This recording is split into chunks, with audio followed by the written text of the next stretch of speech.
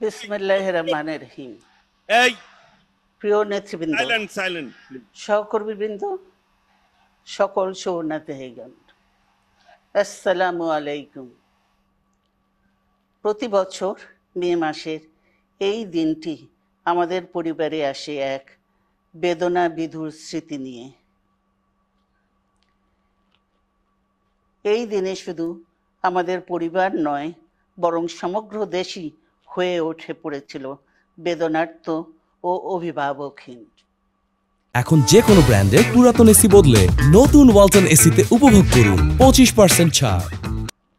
আমাদের প্রিয় মাতৃভূমি বাংলাদেশের জন্মের সাথে জড়িয়ে থাকা এক অবিচ্ছেদ্য নাম শহীদ প্রেসিডেন্ট জিয়াউর রহমান, যে চট্টগ্রাম থেকে স্বাধীনতার ঘোষণা করে তিনি এ দেশের সাথে তার নাম অবিচ্ছেদ্য করেছিলেন।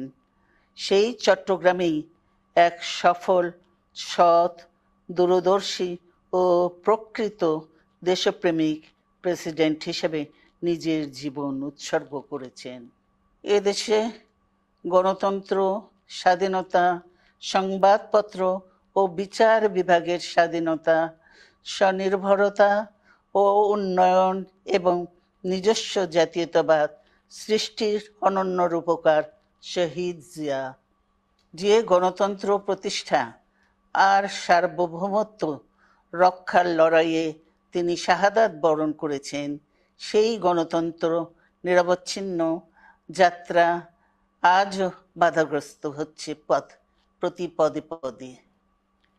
খুব শীঘ্রই আমরা বাংলাদেশকে গণতন্ত্রে পুনঃপ্রতিষ্ঠিত দেখতে পাব। এই হোক শহীদ জিয়ার শাহাদাত বার্ষিকীতে আমাদের অঙ্গীকার।